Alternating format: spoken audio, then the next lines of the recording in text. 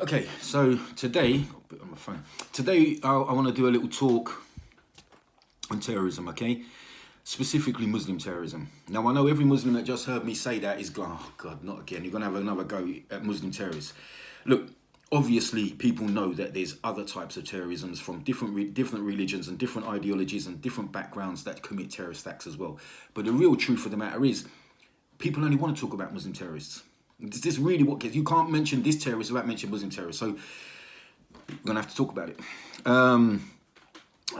Firstly, is it a responsibility, or is it on Muslims to apologise, or all Muslims to apologise for Muslim terrorists? No, of course it's not. That's stupid. Is it a responsibility of sane adult Muslims, not kids or anything, to do something about terrorism? Yeah, it definitely is. Of course it is. Because it's an issue that can affect anybody. If someone's going to blow up a bus, I could be sitting on it like anyone else. If someone's going to run down the street and start stabbing people, they could stab me like they could stab anybody else, or anyone's wife, or daughter, or mum, or anyone. So it affects us. So we have to be part of the solution. Okay, so that leaves us with a question. What do we do about it? What do you want Muslims to do about it? What is it that you think we can do? Okay, or Muslims can do? Right. You're dealing with predominantly young men. I know there's women involved, but you're dealing with predominantly young men that are religiously and ideologically convinced that what they're doing is for the sake of God. That's a difficult one to work out. How do you work that out? How do you approach these people? Okay. What do you do about that? Because that's not everyone's equipped to deal with that problem. And for sure, these young lads or young men that are that way inclined, they're not running into the mosques telling everyone what they're going to do. They're not running into the gyms and the chicken and chip shops and wherever people meet, the coffee shops, and just ranting and raving about, what terrorist acts they're thinking of doing, or what they do or don't agree with. They don't. If you're going to do an armed robbery, for example, which I don't advise, but if you're going to do an armed robbery, for example, you don't go around telling everyone that you're going to do an armed robbery, do you? You only tell the blokes that you're going to do the bit of work with. So it's not like they go around telling everybody. So what do we do about it? Okay, probably the first approach is to work out what's not working. Let's just put it on the table what's not working. I know that's an easy way out, but let's get to what's not working first. Firstly, the media pumping out massive amounts of negative media and stereotypes about Muslims, about Islam and terrorism, and connecting them all together. Okay, it's not helping. What it really does is makes non-Muslims paranoid of Muslims, and then you can understand why, because it's meant to, and it makes Muslims nervous. Everyone's looking at them. Excuse me, I'm gonna have a little drink. And so that's not working. Pumping out constantly negative media about Islam and Muslims, it's not helpful. Okay. Secondly, I'm not in any way criticising the police or the MI5 or whoever it is that's in charge of these things, but stop asking these old imams, like 70, 80-year-old imams from Pakistan and Bangladesh, speak broken English. Stop asking them what they're doing about this problem and how they're spotting extremists in their community. I'll tell you what they're doing. Nothing. There's nothing they can do. No one listens to them. That's the reality. Only old men listen to them. Okay, so they're not in touch. They live in a little village. Even though they might live in a town or a city, they isolate themselves to their little village of that little area, which is predominantly like their ethnic group or their religious group. They're not doing that. No one's listening to them, especially the sort of people that are inclined to be radicalized or lean towards an extremist, terrorist acts and that. They're not listening to these people. So stop going to them for help like they're the representatives of the community, because they're not, Stop giving them money. Whoever's giving them money, I don't know what organisation gives them money to help them fund anti-extremists in the community. Stop. They're just buying the mosque a new carpet. They're just putting an extension on it. Man, they're the wrong people, okay? So stop doing that, okay? What else isn't working? I mean, you're giving the wrong people airplay. For an example, I mean, you're getting every Tom, Dick and Abdul, whatever, on the radios and on the televisions giving out their 2 pence of opinions of what should happen. Stop doing that. That ain't helping either.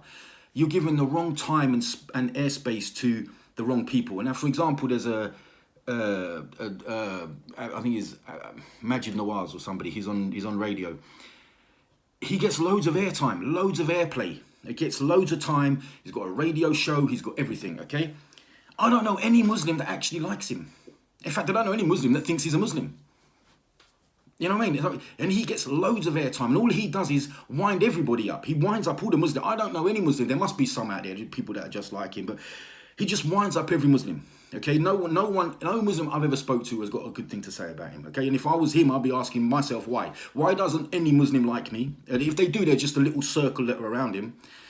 Stop giving airplay to these people. You know, stop giving them like they're the spokespeople, they're the representatives, because they're absolutely not. Okay.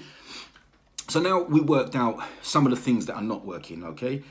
What do we? Oh, another thing that's not working: sticking Muslims in prison, sticking young Muslim men in prison for long periods of time. Listen, if they are deemed a threat by the authorities have to act, and they have to take them out of the population, or from the public, and put them in where they can't hurt people. I've got to say that, okay? But think about it, okay?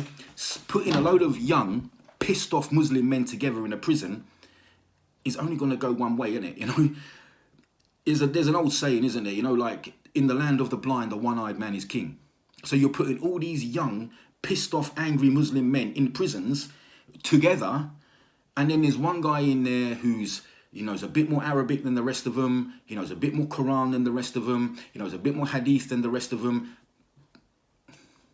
There you go. He got a captive audience. So I don't have all the answers for that. Like I said, I'm not criticising the prison system. I'm not criticising the police or anybody else. They're problems, okay? So I don't think, no one has all the answers here.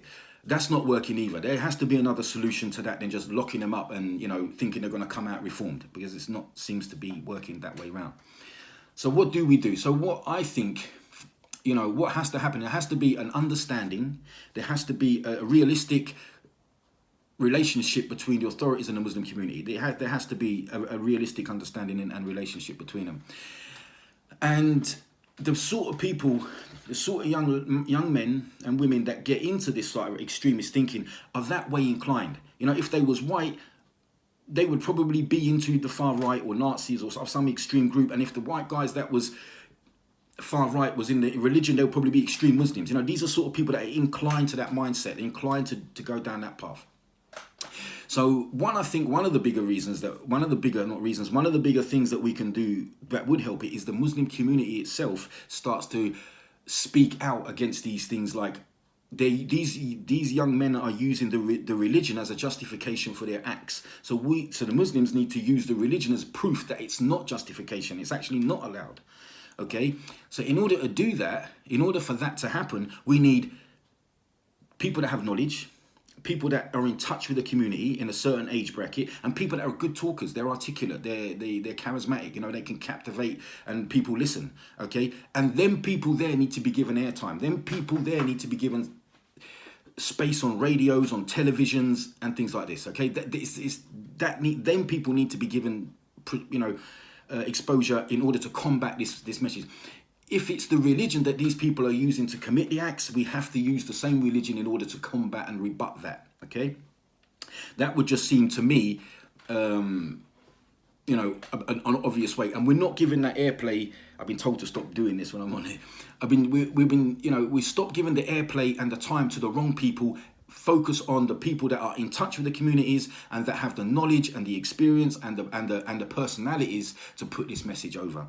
Of course, it's not a one solution problem. There's loads of things that need to happen for this as well. But that I think is some of the main things that are going wrong, and one of the most important ways we can work towards putting that right.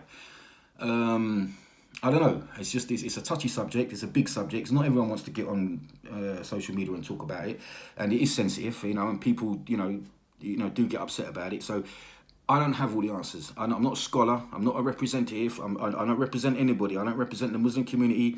You got a problem with the Pakistanis, you go and talk to them. You got a problem with the Arabs, you go and talk to them. You got a problem with the Bangladeshis or the Somalis, you go and talk to them. I'm not in any way a spokesman for anybody, okay?